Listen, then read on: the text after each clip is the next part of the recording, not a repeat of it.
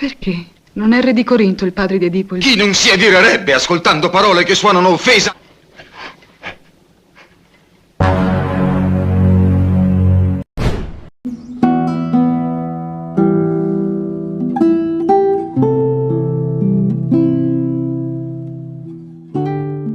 Hai guys, gimana kabarnya? Mudah-mudahan semuanya tetap sehat. Seperti biasa kita akan kembali membahas alur cerita film lawas yang keren. Film yang akan kita bahas kali ini berjudul Oedipus Rex, film dari Italia yang dirilis tahun 1967.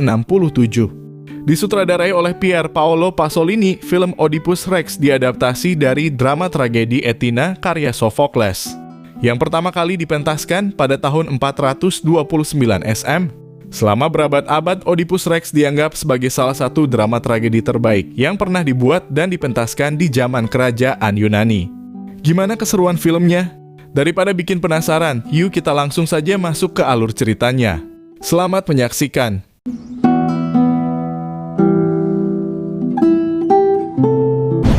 Cerita dimulai dari sebuah kota kecil bernama Thebes. Sesosok laki-laki parubaya terlihat berjalan cepat sambil membawa sesosok bayi ke tengah gurun. Laki-laki tua itu kemudian membuang bayi tersebut. Mendengar suara tangisan bayi di tengah gurun, seorang pengembala terlihat berlari untuk memeriksa suara mencurigakan tersebut. Dia sempat berpapasan dengan sosok laki-laki yang telah tega membuang bayinya. Setelah pemiliknya pergi, pengembala itu bergegas menyelamatkan bayi malang tersebut. Dia berencana membawa bayi itu ke negeri Korintus untuk diberikan kepada Raja Polybus, penguasa kerajaan Korintus. Diketahui kalau Raja Polybus tak mempunyai keturunan setelah istrinya yang bernama Ratu Merope tak bisa memberikannya keturunan.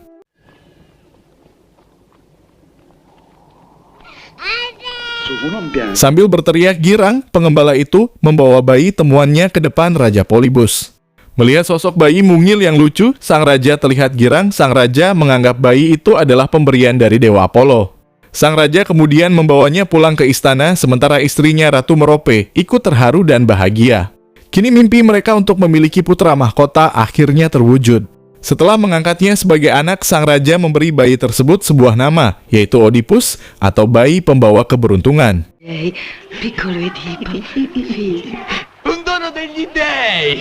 Quanto è bello! Perché mi guardi così, Regina? Perché? Raja Polybus dan Ratu Merope memperlakukan Oedipus seperti anak kandungnya. Harapan mereka sangat besar karena Oedipus akan menjadi calon tunggal pewaris tahta kerajaan Korintius di masa depan.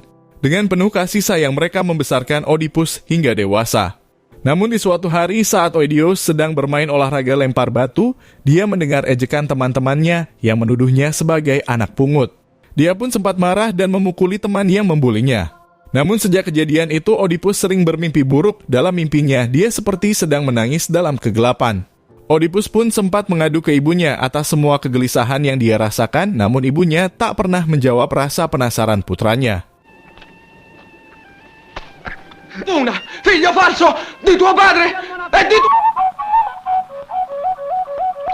Gli dei hanno voluto dirmi qualcosa. Hingga akhirnya Oedipus pun berencana untuk berziarah ke Delphi of Apollo agar bisa bertemu dengan Oracle. Oracle adalah sosok peramal yang dipercaya sebagai penyambung lidah Dewa Apollo. Biarpun dia harus menempuh perjalanan jauh dari timur ke barat, Oedipus bertekad harus menemukan jawaban dari teka-teki mimpinya. Oedipus pun meminta restu dari kedua orang tuanya untuk melakukan pengembaraan pertamanya keluar dari negeri Korintus. Raja Polybus dan istrinya Ratu Merope awalnya berusaha menahan kepergian putranya, namun mereka akhirnya tak berdaya setelah Oedipus tetap memutuskan untuk berangkat. Oedipus kemudian meyakinkan kedua orang tuanya kalau dia sudah dewasa dan sudah waktunya untuk mencari pengalaman hidup sebagai bekal di masa depan saat dia diangkat menjadi raja.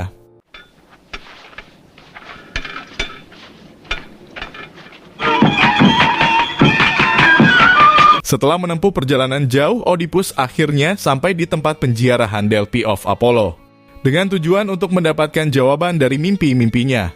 Oedipus langsung bersujud di hadapan Oracle, sosok peramal yang dipercaya bisa menyampaikan takdir dari Dewa Apollo. Setelah melakukan prosesi ritual, Oracle terlihat tertawa terbahak-bahak. Peramal itu kemudian memberitahu takdir yang telah digariskan oleh Dewa Apollo buat masa depan Oedipus. Oracle memberitahu kalau Oedipus akan membunuh ayah kandungnya dan berhubungan intim dengan ibu kandungnya.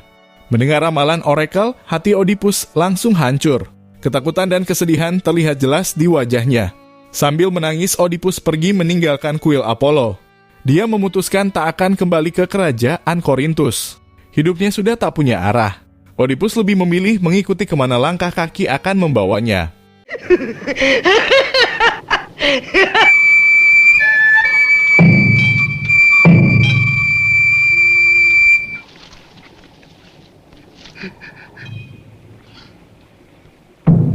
Setelah menempuh perjalanan jauh, Oedipus akhirnya sampai di sebuah desa. Dia pun memutuskan untuk beristirahat di desa tersebut. Besok harinya Oedipus pun kembali melanjutkan perjalanan untuk mengikuti kemana langkah kaki membawanya pergi. Hingga akhirnya saat Oedipus melintasi sebuah gurun di persimpangan jalan, dia tak sengaja bertemu dengan rombongan Raja Laius, penguasa kerajaan Tebes. Karena merasa menghalangi jalannya, Raja Laius langsung membentak Oedipus. Sang raja meminta agar Oedipus minggir dari jalan yang akan dilewatinya.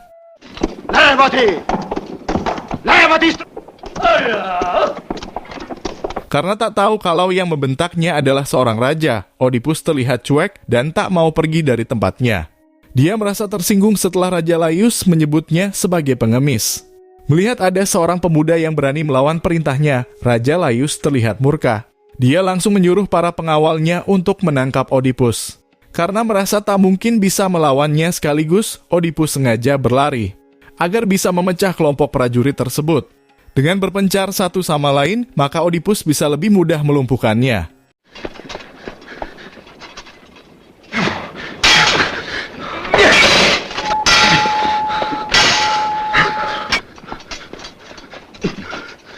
Setelah para prajurit itu terlihat kelelahan mengejarnya, Oedipus langsung menyerang dan membunuh satu persatu prajurit tersebut. Setelah memastikan para prajuritnya telah tewas, Oedipus kembali menghampiri Raja Laius yang hanya menyisakan 2 pengawal yang menjaganya. Namun satu pengawal terlihat kabur melarikan diri. Raja Laius pun memerintahkan pengawal terakhirnya untuk menangkapnya. Tanpa belas kasihan, Oedipus pun membunuh prajurit terakhir Raja Laius dan hanya menyisakan sang raja yang terlihat ketakutan. Tanpa basa-basi, Oedipus pun langsung membunuh raja tersebut. Setelah puas membantai rombongan Raja Laius, Oedipus pun melanjutkan perjalanannya.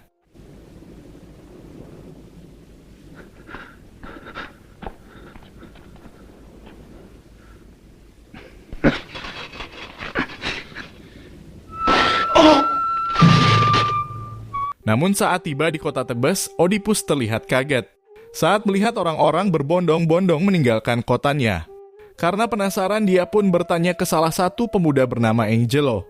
Kenapa warga kota Tebes berduyun-duyun keluar dari kotanya? Angelo kemudian membawa Oedipus mendatangi guru spiritual mereka bernama Tiresias. Dialah yang membawa rakyat Tebes untuk keluar dari kotanya.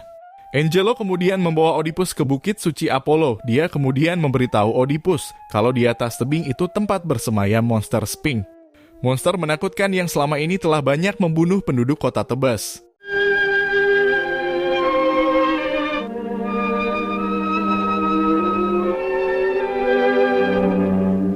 Itulah alasan kenapa penduduk kota Tebes berduyun-duyun keluar dari kotanya, agar bisa selamat dari teror monster Sphinx.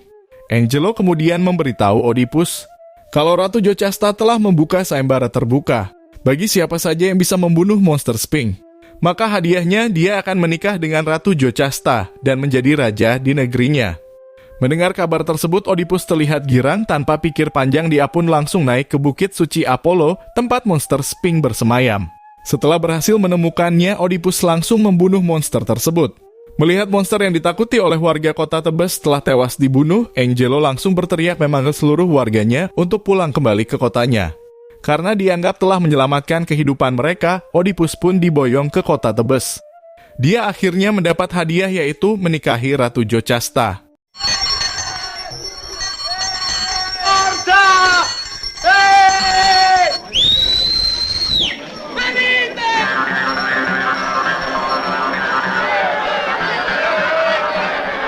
Singkat cerita, Oedipus pun diangkat menjadi raja baru di kerajaan Tebes, menggantikan Raja Laius yang tewas dibunuh olehnya. Namun Oedipus tidak pernah tahu kalau yang dibunuhnya itu adalah seorang raja atau suami dari Ratu Jocasta. Begitu juga dengan Ratu Jocasta, dia tak tahu kalau yang membunuh suaminya adalah Oedipus. Setelah menjadi raja, kehidupan Oedipus dan Ratu Jocasta terlihat sangat bahagia. Keduanya saling mencintai satu sama lain. Namun kebahagiaan keduanya tak bertahan lama setelah wabah aneh tiba-tiba datang menyerang kerajaannya. Setiap malam mayat-mayat bergelimpangan di jalanan setelah terjangkit wabah mematikan tersebut.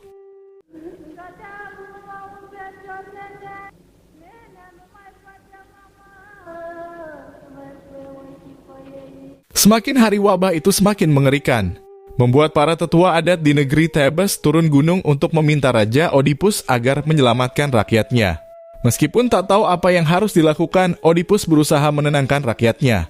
Dia berjanji akan mencarikan solusi agar rakyatnya bisa selamat dari wabah tersebut. Raja Oedipus pun memberitahu para tetua adat di kerajaannya kalau dia telah mengirim adik kandung dari Ratu Jocasta bernama Creon untuk pergi ke kuil suci Apollo. Creon ditugaskan untuk meminta bantuan kepada Dewa Apollo agar rakyatnya terhindar dari malapetaka. Namun yang membuat Oedipus khawatir, sudah seminggu Creon belum pulang ke istana. Dia pun meminta para tetua adat agar bersabar untuk menunggu kepulangan adik iparnya.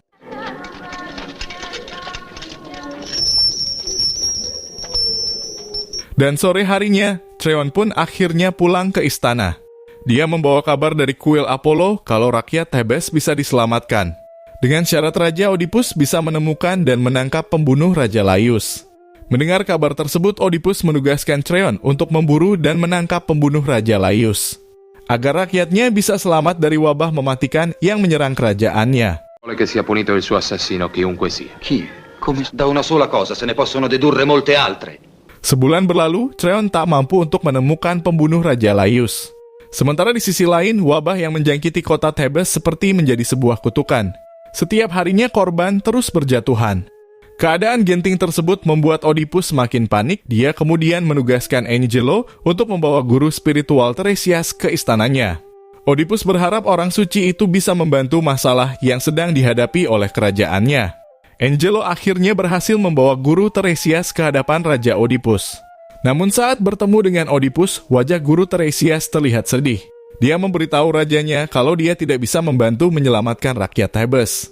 Dia juga tidak akan memberitahu siapa sosok yang membunuh Raja Laius. Per questo che tu devi parlare! Io parlo sono più care. Mendengar jawaban dari guru Tiresias, Oedipus terlihat marah. Dia menuduh guru Tiresias ingin lepas tangan dari musibah yang menimpa rakyatnya. Sebagai seorang guru spiritual, harusnya guru Tiresias punya tanggung jawab untuk menolong para pengikutnya. Karena didesak terus, akhirnya guru Tiresias pun memberitahu Oedipus kalau kutukan wabah tersebut dibawa olehnya. Raja Oedipus adalah pelaku yang telah membunuh Raja Laius. Mendengar jawaban dari guru Tiresias, Oedipus terlihat murka. Dia menuduh guru Tiresias telah bekerja sama dengan Creon, adik iparnya, yang sengaja ingin menyingkirkannya dengan cara memfitnah dirinya. Oedipus pun langsung mengusir guru Tiresias dan mengancam akan membunuhnya jika guru spiritual tersebut masih terlihat di kerajaannya. E con te sparirà anche il mio tormento. Questa, ecco, è la nostra sorte. Ma solo quando avrò proprio finito di dirti, come me, misero suonatore di flauto. Namun perasaan ketakutan mulai menyiksa pikiran Oedipus. Dia khawatir apa yang diramalkan oleh orakel akan menjadi kenyataan.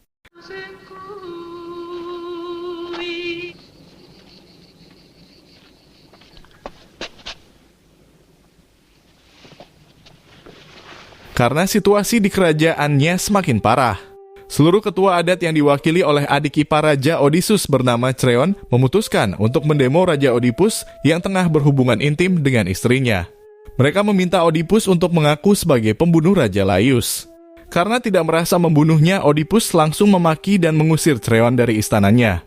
Oedipus semakin yakin kalau adik iparnya itu ingin merebut kekuasaan darinya. Non faceva profezie. È mia sorella. Tua sorella? Certo che lo... Essere sovrano. Mi basta vivere. Namun Creon sudah tak peduli dengan makian dan ancaman kakak iparnya. Dengan tegas dia menjawab semua tuduhan Oedipus kalau dia sama sekali tidak tertarik untuk menjadi seorang raja. Apalagi sampai merebut kekuasaan dari kakak iparnya. Jika Oedipus tak percaya dengan pengakuannya, Creon menantangnya untuk datang ke kuil suci Apollo untuk meminta diramal langsung oleh orakel.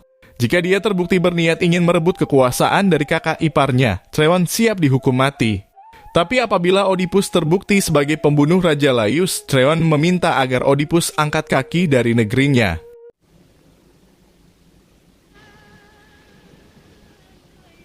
Sejak saat itu Odysseus mulai menyadari apa yang diramalkan Oracle semakin membawanya lebih dekat dengan kegelapan. Begitu juga dengan Ratu Jocasta, dia mulai menyadari kalau yang dia takutkan selama ini seperti sudah menjadi takdir untuk kehidupannya. Hingga di suatu malam, saat keduanya tengah menghabiskan waktu di luar istana, Ratu Jocasta memberitahu Odysseus suaminya kalau dulu saat masih menjadi istri Raja Laius, dia sempat hamil dan melahirkan seorang bayi. Namun bayi itu dibuang oleh suaminya. Karena Raja Laius takut dengan sebuah ramalan yang mengatakan kalau bayi itu akan membunuhnya. Oedipus pun membawa istrinya masuk ke dalam kamar. Di dalam kamarnya, Odysseus menumpahkan semuanya. Dia memberitahu istrinya kalau dia adalah bayi yang dibuang oleh Ratu Jocasta dan Raja Laius. Dia pun menumpahkan semua amarahnya, kenapa ibu dan ayahnya tega membuangnya. Dan yang lebih menyakitkan, selama ini dia telah mencintai dan meniduri ibu kandungnya. Mendengar pengakuan dari Oedipus, tubuh Ratu Jocasta terlihat lemas. Dia hanya bisa menangis meratapi nasibnya. Dia akhirnya sadar kalau semua ramalan itu ternyata benar-benar menjadi kenyataan. Setelah tahu kalau dirinya adalah pembunuh ayahnya, Oedipus pun memutuskan untuk mengakui semuanya di hadapan para ketua adat dan seluruh rakyat di kerajaannya. Jika hukuman mati bisa menghilangkan wabah mematikan yang menyerang kerajaannya, Oedipus ikhlas menebus dengan nyawanya.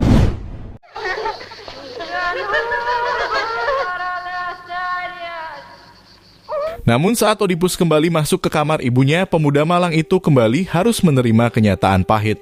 Setelah Ratu Jocasta memilih bunuh diri dengan cara gantung diri di kamarnya. Karena sudah tak kuat dengan takdir hidup yang harus dia jalani, Oedipus pun memilih melukai kedua matanya hingga buta. Dia lebih memilih hidup dalam kegelapan daripada harus melihat dunia yang telah menghancurkan kehidupannya. Melihat keadaan Oedipus yang memilukan, rakyat Tebes memutuskan untuk memaafkan Oedipus dan membebaskannya dari semua hukuman. Untuk menghilangkan wabah yang telah mengutuk negerinya, Tryon pun mengasingkan Oedipus agar keluar dari kota Tebes. Oedipus akhirnya menjalani sisa hidupnya menjadi seorang pengemis dan musafir buta. Hari-harinya dihabiskan hanya untuk meratapi dan menyesali semua dosa yang telah dilakukannya. Cerita pun akhirnya selesai.